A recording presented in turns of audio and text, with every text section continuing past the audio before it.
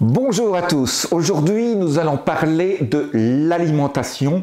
On nous pose souvent la question qu'est-ce qu'il faut manger, quelle diète faut-il utiliser. On parle beaucoup des diètes véganes, des diètes végétariennes, de la diète crétoise, de l'alimentation méditerranéenne. On s'y perd un petit peu dans toute cette nébuleuse de types de diètes avec des avantages et des inconvénients sur chaque. On parle du régime cétogène tout le temps.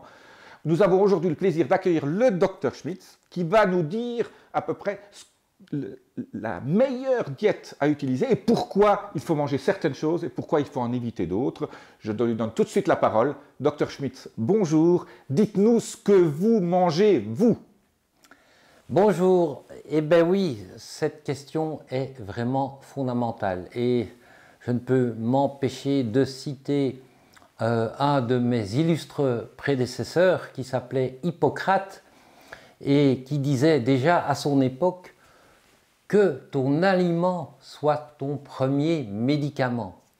Notre pauvre Hippocrate, s'il revenait maintenant, il serait forcé de dire je vois que c'est le médicament qui est devenu ton premier aliment. Donc il serait vraiment très déçu par l'évolution des choses. Et donc, comment faire? Et effectivement, l'alimentation est un facteur clé pour rester en bonne santé ou pour retrouver la santé. Et c'est ce que je vais essayer de vous expliquer dans cette vidéo. Alors, en gros, quels sont les grands principes d'une alimentation équilibrée? Eh bien, une alimentation équilibrée doit présenter certains critères, comme tout d'abord, ça doit être une alimentation légère pour le foie, donc facile à digérer. Cela consiste à limiter tous les aliments riches et gras, comme les fritures, les sauces, les graisses cuites, les charcuteries, les pâtisseries, les viandes grasses, le beurre, la crème et les laitages, mais aussi le chocolat, les œufs et les alcools. Ces aliments seront à consommer avec parcimonie de temps en temps pour se faire plaisir. Mais aussi, deuxième point, ça doit être une alimentation dépourvue de toxines, c'est-à-dire une alimentation essentiellement d'origine biologique. Il convient de limiter, voire de supprimer, toute alimentation d'origine industrielle, les plats préparés, les conservateurs, les colorants, les rehausseurs de goût, les polluants de l'industrie, comme par exemple tout ce qu'on met pour cultiver les fruits et les légumes, je pense notamment aux pesticides, aux engrais chimiques, aux OGM. Enfin, ça doit être une alimentation de préférence de pays et de saison, car c'est celle-là qui est tout à fait la mieux adaptée aux habitants du lieu. Et surtout aussi une alimentation composée de produits frais qui ont été ramassés ou abattus ou pêchés ou cueillis depuis peu. Alors, en vrac, quelle alimentation faut-il conseiller? Eh bien, clairement, on a dit, on propose actuellement 150 000 types de régimes qui ont, comme tu l'as bien dit, chacun ses qualités et ses défauts, mais en règle générale, le consensus actuel est de dire que l'alimentation de type méditerranéenne est celle qui permet de prévenir notamment les affections cardiovasculaires, neurodégénératives et cancéreuses.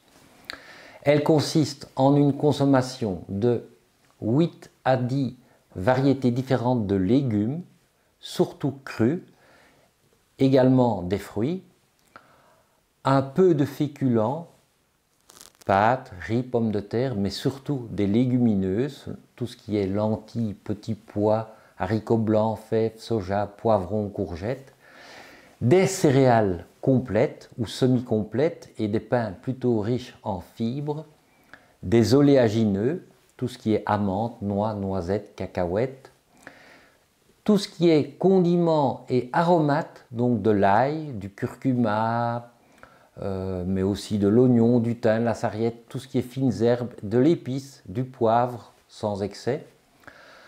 Alors, il faut des protéines, des poissons de mer, même gras, je dirais presque surtout gras, de préférence des mers froides et de haute mer car ce sont les moins pollués. Un petit peu de viande, surtout les viandes blanches, les volailles, plutôt que les viandes grasses comme l'agneau, le porc et le bœuf. Un petit peu de laitage de chèvre et de brebis, que ce soit sous forme de lait, de fromage, de yaourt, de fromage blanc, plutôt que les laitages d'origine de vache. Un peu de thé, un peu de café. Ainsi, le régime méditerranéen est pauvre en charcuterie, en viande rouge, en graisse, en laitage d'origine bovine, en produits fumés, en sucreries et en café. Sa variété en légumes et fruits assure un apport quotidien en vitamines, oligo-éléments, minéraux et bien sûr les fameux antioxydants. Un point également essentiel et très important pour être en bonne santé, limitez votre consommation de sel. En effet, vous observez sur ce graphique qui représente les grands changements de l'alimentation humaine. Eh bien, qu'est-ce qu'on y voit? Que la consommation de sodium est actuellement 10 fois plus élevée qu'à l'époque préhistorique. L'être humain actuel est le seul animal terrestre qui consomme plus de sodium que de potassium et ce déséquilibre a des répercussions importantes sur le risque de maladies cardiovasculaires. Le sel, on va le trouver dans les charcuteries, les conserves, les fromages, les chips, la moutarde, l'eau de Vichy, tout ce qui est plat industriel, donc tous les aliments qui sont à limiter, voire même à supprimer. Après avoir parlé du sel, un mot maintenant sur la nature des matières grasses dans l'alimentation. Et ce point est fondamental. Retenez que ce n'est pas la quantité de matières grasses de l'alimentation qui influe sur le risque de maladies cardiovasculaires, mais la qualité de ces gras. Et là encore, la médecine, encore actuellement, fait fausse route avec leurs problématiques du cholestérol, des statines ou autres. On dit aux gens que c'est le gras qui est responsable de leurs problématiques cardiovasculaires, du bouchage des artères. C'est faux. Ce n'est pas le fait de manger du gras, c'est la qualité du gras. Et je vais vous expliquer ça par ce graphique que vous voyez ici, qui a établi la relation entre les graisses et les maladies cardiaques. Et vous voyez tout d'abord au Japon. Alors vous voyez en bleu le pourcentage des calories qui provient du gras d'un régime traditionnel. Et donc vous voyez qu'au Japon, seul 10% provient du gras. Et en parallèle, vous observez l'incidence des maladies cardiaques qui est au Japon à 500. Passons maintenant en Finlande, où là, nous voyons que on est à 28% des calories qui proviennent du gras et l'incidence des maladies cardiaques est à 3000. Donc c'est moins bien. Et puis on va un petit peu plus loin, on descend vers la Crète, donc la Méditerranée. Et là, qu'est-ce qu'on voit aux surprises? C'est que qu'est-ce qu'on voit, grande surprise? C'est que 40% des calories proviennent du gras. Donc c'est énorme, c'est le plus des 3 pays. Et si on regarde l'incidence des maladies cardiaques, on n'en a presque pas. On est à 200 par rapport aux 3000 des Finlandais et 500 des Japonais. Donc tout ça illustre parfaitement que ce n'est pas la quantité de gras qui est importante, mais la qualité des gras que vous allez manger. Donc retenez bien ça, c'est un point fondamental. En effet, les bons gras fournissent à l'organisme des prostaglandines qui sont des substances très importantes et très utiles par leur qualité, puisqu'elles sont à la fois immunostimulantes, anti-inflammatoires, anti-allergiques, fluidifiantes du sang et vasodilatatrices. Donc, c'est un point fondamental et qui malheureusement n'est pas encore toujours compris et validé par les médecins. Vous savez qu'on peut classer les acides gras de différentes manières. Vous avez les acides gras polyinsaturés, monoinsaturés ou saturés.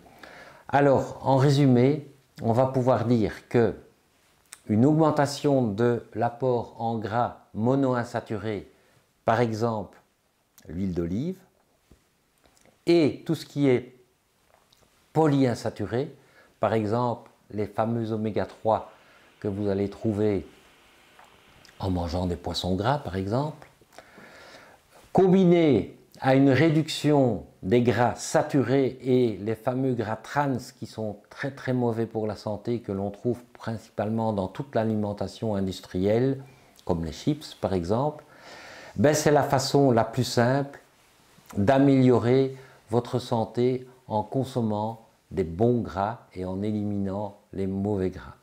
Alors je vais rapidement, parce qu'on me pose souvent la question, quelle huile végétale faut-il choisir? Alors on va faire simple, donc éviter tout ce qui est huile d'arachide, huile de maïs, huile de tournesol, c'est pas la meilleure, l'huile de pépin de raisin, l'huile de cartame, l'huile de sésame.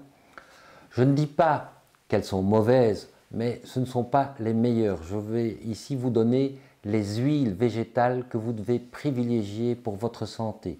Alors bien sûr, en grand numéro 1, l'huile d'olive qui est le chef de file des acides gras monoinsaturés, comme je vous l'ai dit tout à l'heure, et que l'on consomme énormément autour du bassin méditerranéen. Autre huile qui est très intéressante, c'est l'huile de colza. Une autre qui est bien, c'est l'huile de noix, mais alors on va passer aux championnes du monde. Ces trois huiles que vous pouvez consommer, notamment parce qu'elles sont extrêmement riches en ces fameux oméga 3 si bons à la santé, parce que tout le monde n'est pas fan de la consommation de poissons gras, maquereaux, sardines ou autres. Alors vous pouvez trouver des oméga 3 dans certaines huiles végétales, mais particulièrement dans l'huile de périlla, dans l'huile de cameline, dans l'huile de lin et également un petit peu aussi dans l'huile de chanvre. Voilà, donc ça ce sont des huiles qui sont top pour la santé. J'en ai fini pour le chapitre du gras. On va maintenant entamer un autre chapitre, c'est le chapitre du sucre. Alors, les glucides, oui, ils peuvent être à la fois la meilleure et la pire des choses. La meilleure, lorsqu'ils apportent à votre organisme l'énergie immédiatement utilisable pour son bon fonctionnement. Le pire, lorsque l'excès se traduit par de nombreux déséquilibres amenant à l'obésité, aux maladies cardiovasculaires, au diabète, aux différents troubles de santé. Il est donc aussi indispensable de bien connaître la nature et l'impact des différents glucides sur notre organisme afin de faire les bons choix alimentaires. Alors, je voudrais faire un rappel et arrêter aussi une confusion qui existe pour moi encore trop souvent actuellement dans l'esprit des gens et même de certains nutritionnistes. Je voudrais reparler de cette notion des sucres rapides et des sucres lents. Alors, tout ce qui est sucre rapide, en général, sont déconseillés par les nutritionnistes modernes, alors qu'on vante la qualité des sucres lents. Eh bien, pour moi, c'est une erreur. Je dirais que cette classification est même carrément, totalement erronée. Pourquoi? Parce que l'absorption intestinale de tous les glucides se fait en effet dans le même laps de temps, environ une demi-heure, et ce, quelle que soit la complexité de la molécule de sucre, que ce soit un sucre complexe ou un sucre simple, qu'il soit rapide ou lent, l'absorption va se faire en une demi-heure. Donc, quelle que soit la molécule, quand vous prenez un sucre pris à jeun et isolément, il est absorbé entre 25 et 30 minutes. Donc il n'y a pas de distinction à faire entre sucre rapide et sucre lent. Par contre, ce qui est important à connaître, c'est ce qu'on appelle maintenant l'index glycémique des aliments. Les nutritionnistes les plus à la pointe ont en effet totalement abandonné cette notion de sucre lent et de sucre rapide au bénéfice de ce fameux index glycémique. Alors c'est quoi? Eh bien, il va mesurer cet index glycémique, la capacité d'un glucide à faire élever la glycémie non pas en vitesse, mais en quantité, permettant ainsi de prévoir ses effets sur l'organisme. Donc, retenez que l'index glycémique mesure la capacité d'un glucide à faire monter la glycémie après le repas par rapport à une référence qui est le glucose pur et pour lequel on attribue la valeur 100. Et donc, vous voyez par exemple ici, sur ce graphique que je vous présente, vous voyez la référence, le glucose, qui arrive à faire monter la glycémie de 100%. A l'inverse, le spaghetti, par exemple, a une courbe beaucoup plus tassée, qui est de l'ordre de 41% par rapport au 100% du glucose. Mais encore mieux, plutôt que de parler de l'index glycémique, vous trouverez aussi parfois dans certains bouquins des gens qui vous parlent de la charge glycémique. En effet, si l'indice glycémique nous indique comment un aliment contenant des glucides augmente rapidement la glycémie, il ne tient pas du tout compte de la quantité de glucides consommés. En effet, si l'on mange des quantités similaires de deux aliments avec le même indice glycémique, le taux de glycémie augmente moins avec, bien sûr, l'aliment le moins riche en glucides. D'où l'intérêt de ce fameux concept de charge glycémique, qui est dérivé du concept d'indice glycémique. La charge glycémique permet de mesurer la réponse glycémique totale après la prise d'un aliment ou d'un repas. La formule, c'est Cg, charge glycémique, est égale à l'indice glycémique divisé par 100 que multiplie les grammes de glucides par portion. Alors je vous donne un exemple pour bien comprendre la chose. Par exemple, les carottes cuites ont un indice glycémique de 56, mais une portion, 90 grammes, contient 8 grammes de glucides. Alors qu'une barre de Mars a un indice glycémique de 57, par rapport aux 56 de nos carottes, c'est à peu près la même chose. Donc vous pourriez croire, oh, au niveau indice glycémique, que je mange des carottes ou une barre de Mars, c'est la même chose. Eh bien, pas du tout. Parce que si vos carottes contiennent 8 grammes de glucides, la barre de Mars en contient 37. Donc si vous faites le calcul de la charge glycémique des carottes, vous allez à 56 divisé par 100 fois 8, vous arrivez à 5. Tandis que la barre de Mars, vous faites 57 divisé par 100 fois 37 et vous arrivez à 21. Donc vous voyez que effectivement la barre de Mars a une charge glycémique bien plus élevée que celle de la carotte. D'où l'intérêt de cette notion de charge glycémique par rapport à la simple notion de l'indice glycémique. Alors vous trouverez sur internet ou en librairie des bouquins qui vous donnent à la fois tous les index glycémiques des aliments et encore mieux parfois également la charge glycémique des aliments. Et donc vous pouvez vous fier à ça dans le cadre d'une alimentation saine qui va donc vous permettre soit de rester en bonne santé ou par exemple de réussir un régime amaigrissant.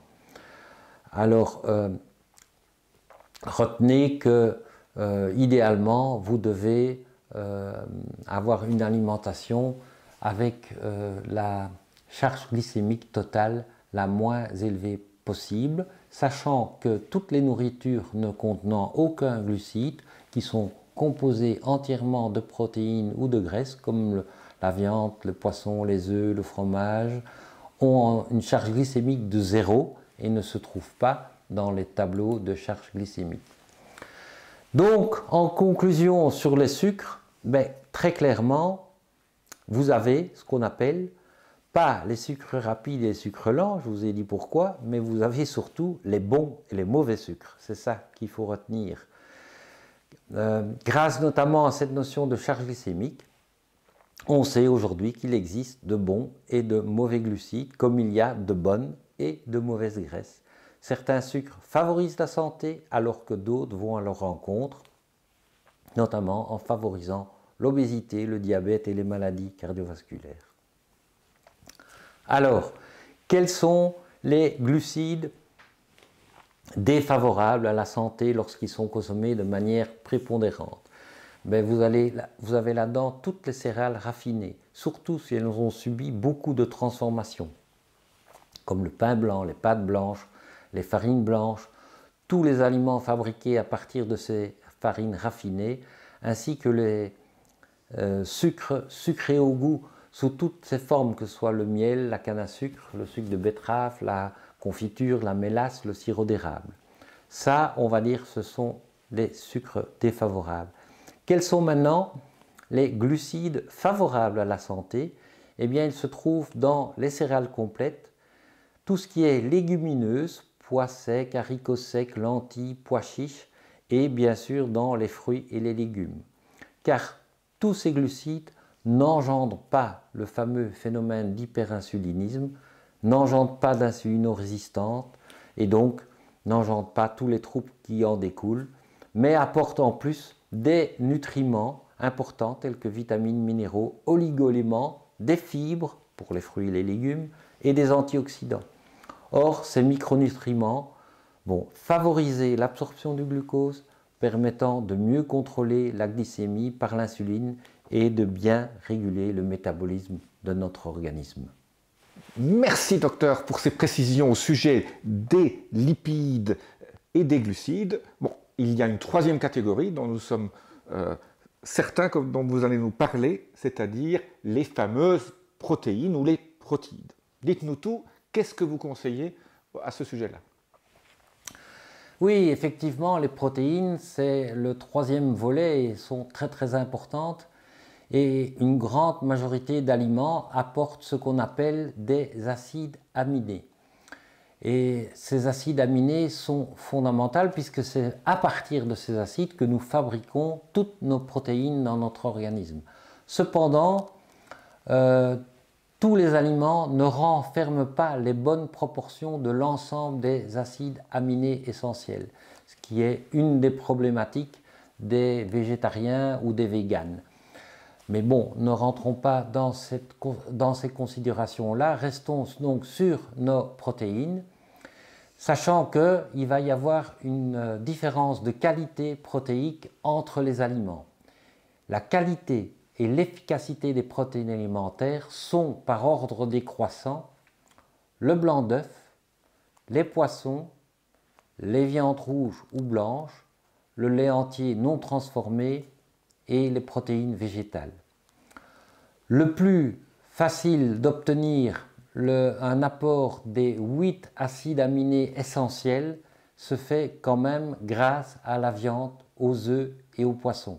Les protéines végétales contenues dans les légumes, les céréales, les fruits, les légumineuses sont quasiment toujours carencées en 1 ou 2 acides aminés essentiels. Donc, dans le cadre d'une alimentation végétarienne, 3 acides aminés essentiels sont à surveiller de très près à cause de leur déficit dans les végétaux. C'est la lysine qui est déficitaire dans les céréales, la méthionine et le tryptophane et parfois même la cystéine qui manquent dans les légumineuses. C'est pourquoi on recommande aux végétariens la consommation d'œufs et de produits laitiers, l'un ou l'autre, plus ou moins à chaque repas. Alors disons peut-être un mot des principales sources de protéines végétales. Vous en trouverez dans les céréales, notamment tout ce qui est céréales complètes, blé, épeautre de camut, riz, seigle, avoine, sarrasin, quinoa, orge, millet, maïs. Mais aussi dans les légumineuses, que vous trouverez dans, on en a déjà parlé, des haricots secs, blancs, rouges, flageolets, l'azuki, les lentilles, les pois cassés, les pois chiches, les fèves, le lupin, le soja. Tout ça, c'est des légumineuses. Mais vous en trouverez aussi dans les graines oléagineuses. Ce sont toutes les graines riches en huile comme l'amande, la noix, la noisette, l'arachide, la pistache, tournesol, le sésame, mais aussi la pastèque, la citrouille, la noix de cajou, la noix du Brésil et le pignon de pin. Parlons quand même des fruits et des légumes qui sont des aliments relativement pauvres en protéines, mais certains légumes ont un taux de protéines supérieur à la moyenne. Je pense notamment aux brocolis, aux épinards, aux artichauts, aux champignons, aux radis noirs, aux salsifis et aux choux de Bruxelles. En outre, tout ce qui est graines germées, là vous avez le choix, il y en a beaucoup, fenugrec, lentilles, avoine, blé, radis, persil, luzerne, cresson, alfalfa, roquette, même moutarde, occupent une place à part parmi tous les légumes car ce sont justement des légumes qui sont riches en protéines. Après avoir parlé des protéines que l'on trouve dans les légumes, maintenant passons en revue les protéines animales. Donc, commençons bien sûr par la viande. L'homme préhistorique, comme vous le savez, était un chasseur-cueilleur dont la survie dépendait de sa consommation de viande. Elle demeure toujours une formidable source de protéines hautement assimilables et en particulier en acides aminés essentiels. En plus, cette viande est très riche en fer et en vitamine B12 qui est aussi extrêmement important pour une bonne santé. Ce qu'on aime moins dans la viande, et surtout dans certaines viandes, surtout consommées en excès, c'est qu'elle est riche en graisses saturées, donc en mauvaise graisse, en cholestérol, que sa cuisson à haute température libère des composés cancérigènes qu'on appelle les amines aromatiques hétérocycliques. Et de nombreuses études ont fait le lien entre cette consommation de viande et notamment le cancer du côlon. Les animaux, en particulier les grands herbivores, sont en bout de la chaîne alimentaire, donc ils vont avoir tendance à stocker les toxiques qui sont dans l'environnement et dans leur alimentation, donc tout ce qui est insecticides, engrais, pesticides. C'est pourquoi il est souhaitable de choisir des produits issus de l'élevage traditionnel et biologique. Les charcuteries, quant à elles, à cause de la haute teneur en sel, on en a parlé, mais aussi en nitrite, vont favoriser par exemple le cancer de l'estomac ou encore l'hypertension. Sachez aussi que la graisse des volailles diffère de celle des grands herbivores. Donc les grands herbivores, c'est le bœuf, le cheval, le mouton et le porc, par le fait qu'elles sont essentiellement situées à l'extérieur des muscles sous la peau. C'est pourquoi en enlevant la peau du poulet, du canard, de la dinde et de l'oie, on élimine une grande partie des graisses saturées qui constituent l'inconvénient majeur des viandes. Terminons par les principales sources de protéines animales avec le poisson. Alors, le poisson, bien qu'étant aussi une protéine animale, possède quelques avantages sur la viande. Le premier, il est moins calorique que la viande. Les poissons les plus gras offrent tout juste 200 calories, alors que certaines viandes grasses en donnent 350 à 500. En plus, les poissons gras, tout ce qui est anchois, anguilles, harengs, maquereaux, sardines, saumon et thon, sont riches dans les fameux acides gras essentiels de type oméga 3. Par contre, le poisson possède un défaut majeur. Il est touché par la pollution des mers. Ces toxiques sont captés par le phytoplancton et vont remonter toute la chaîne alimentaire jusqu'aux plus gros poissons, particulièrement le mercure que l'on trouvera dans le thon. Les mollusques et les crustacés sont également riches en protéines. Tout ce qui est bigorneaux, coquilles Saint-Jacques, crevettes, moules, bulots, crabes, homards, huîtres, c'est excellent car en plus ils sont très riches en oligo-éléments et en minéraux essentiels. Et terminons par dire un mot sur les œufs. Le blanc d'œuf contient une bonne quantité et en équilibre parfait pour l'ensemble des acides aminés essentiels. En plus, il est composé d'albumine, qui est un composé de protéines simples, c'est-à-dire facile à digérer et à assimiler. Le jaune d'œuf contient également l'ensemble des acides aminés essentiels et donc est également très intéressant pour l'apport en protéines. Alors, ne restez pas avec l'idée qu'on entend parfois qu'on ne peut pas manger beaucoup d'œufs parce que c'est mauvais pour le cholestérol. Donc en clair, vous pouvez manger des œufs et même si vous voulez, 3 œufs par jour, c'est excellent pour la santé. Alors évidemment, quand on parle des protéines animales, je me dois de dire un mot, plus qu'un mot d'ailleurs, des produits laitiers. Car ils sont une bonne source de protéines, mais ils engendrent un grand nombre d'inconvénients pour la santé. Alors, ils sont nombreux. Les produits laitiers ne sont constitués que de graisses saturées, donc des mauvaises graisses. Ils sont responsables d'allergies. Beaucoup, je pense aux enfants notamment, développent des allergies à cause des produits laitiers, particulièrement donc du lait de vache. Ils peuvent être responsables de maladies auto-immunes, ils peuvent être responsables de diabète chez l'enfant. Le sucre du lait est en général mal digéré, c'est ce qu'on appelle l'intolérance au lactose. Parce que beaucoup de gens présentent ce qu'on appelle un déficit dans l'enzyme qui permet de le digérer, c'est-à-dire la lactase. Et plusieurs études montrent le lien lait-cancer. Il faut en plus considérer le lait en fait comme une espèce de soupe toxique dans laquelle vous rassemblez tout ce qui est pesticides, antibiotiques, dioxines, hormones, antibiotiques tranquillisants qui se trouvent dans l'environnement de la vache ou soit que le vétérinaire administre à la vache. Donc on peut tolérer une consommation modérée de yaourt car sa fermentation le rend nettement plus digeste, mais il demeure quand même un peu élevé en acides gras saturés, sauf le yaourt de brebis. Et donc, comme toujours, avec les produits laitiers, vous pouvez en consommer en petite quantité. Rappelez-vous que les produits laitiers d'origine animale sont avant tout un aliment plaisir, bien plus qu'un aliment santé, bien que l'on fasse encore croire ça de nos jours. Je pense à toutes les femmes souffrant d'ostéoporose à qui on dit de boire beaucoup de lait alors que c'est un puissant déminéralisant. Cherchez l'erreur.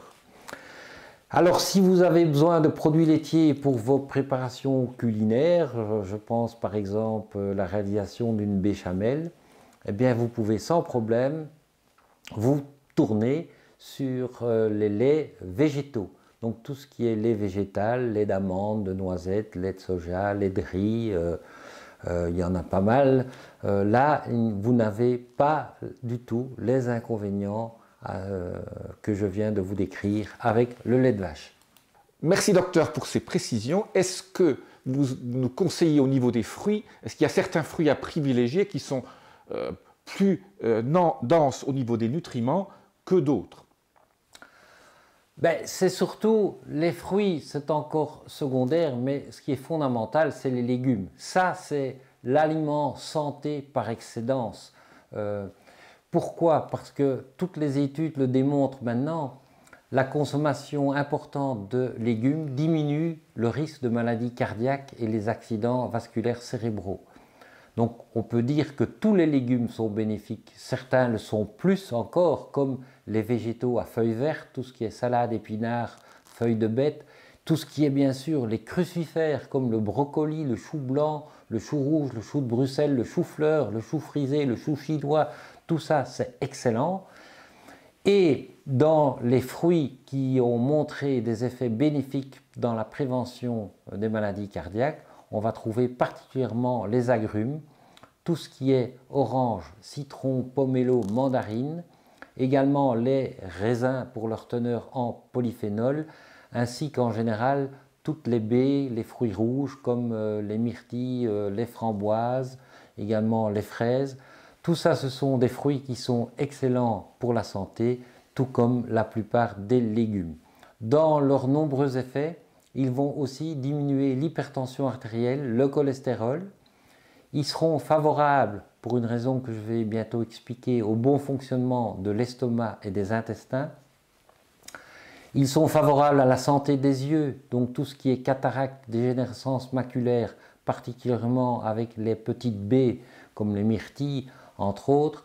Ils assurent une protection anti-cancer de par leur richesse en antioxydants et ils favorisent le contrôle du poids corporel. Merci docteur pour ces précisions. Qu'en est-il des fibres, l'importance des fibres et des légumes fermentés? Oui, eh bien, tout ce qui est fibres alimentaires sont aussi extrêmement importants pour la santé et justement ils sont très riches et très présents entre autres dans les fruits et les légumes. Parce que, on le sait, la naissance de l'industrie et les progrès technologiques nous permettent aujourd'hui de produire des aliments transformés, ce qu'on appelle des aliments raffinés, à qui on a enlevé la majeure partie des fibres et une grande quantité en plus d'oligo-éléments, de minéraux et de vitamines. La consommation de ce nouveau type d'aliments, combinée à une augmentation de celle des produits animaux et laitiers, une diminution des fruits et des légumes, des céréales complètes et des légumineuses a entraîné une baisse de l'apport en minéraux, en vitamines, mais aussi en fibres. Les produits végétaux sont les seules sources de fibres de notre alimentation. Les viandes, les poissons, les œufs, les graisses n'en contiennent pas. Mais tous les fruits, les légumes, les céréales, semi-complètes ou complètes, et les légumineuses sont toutes riches en fibres. Mais il y a deux types de fibres. Il y a ce qu'on appelle les fibres solubles et les insolubles, avec des effets différents. Donc, on les classe donc, comme vous l'avez compris, en fonction de leur solubilité dans l'eau. Dans les fibres solubles, ce qu'on appelle les pectines, les gommes, les mucilages, elles forment avec de l'eau des solutions de viscosité plus ou moins importantes et sont détériorées par les bactéries coliques et fermentent. A l'inverse, les fibres insolubles, tout ce qui est cellulose, hémicellulose et lignine, restent en suspension dans l'eau, ont un pouvoir de gonflement élevé et sont plus lentement dégradées par les bactéries. Alors, dans les fibres solubles, vous allez trouver quoi? Tout ce qui est son d'avoine, noix, noisettes, graines oléagineuses, toutes les légumineuses, la pomme, la poire, la framboise, la myrtille. Et dans les fibres insolubles, vous allez avoir les céréales complètes, le son de blé, la carotte, le concombre, la courgette, le céleri et la tomate. Alors les fibres solubles sont intéressantes parce que c'est celles qui permettent de limiter le fameux index glycémique d'un aliment. Elles freinent aussi bien la montée du glucose dans le sang que la sécrétion d'insuline après un repas. Donc en diminuant l'assimilisation des glucides, elles évitent les pics glycémiques et maintiennent une glycémie plus stable. En plus, elles gênent également l'absorption des graisses et permettent ainsi de réduire les taux sanguins de cholestérol et de triglycérides. Et enfin, ces fibres solubles sont rassasiantes, on s'arrête de manger plus tôt car elles prennent du volume dans l'estomac et prolongent ainsi la satiété. Quant aux fibres insolubles, elles ne sont pas dissoutes par les intestins, elles sont moins bien facilement attaquées par les bactéries et fermentent donc moins bien. Mais elles présentent la particularité de fixer l'eau et un pouvoir de gonflement très élevé, et en se gorgeant d'eau dans les intestins, elles augmentent le volume des selles, accélèrent le transit intestinal en stimulant les mouvements du tube digestif. Donc elles permettent de combattre la constipation, elles diminuent le risque de diverticules, de cancer du côlon. Donc ces fibres insolubles ont également tout leur intérêt. Donc en résumé, consommer un maximum de fruits et surtout de légumes parce que c'est là que vous trouverez des vitamines, des minéraux, des oligo-éléments, des antioxydants et des fibres. Merci docteur pour toutes ces bonnes informations et donc maintenant on en sait plus sur l'alimentation idéale et vous avez fait une superbe présentation qui va nous faciliter les choix alimentaires que nous allons faire. Merci encore docteur. Merci à vous.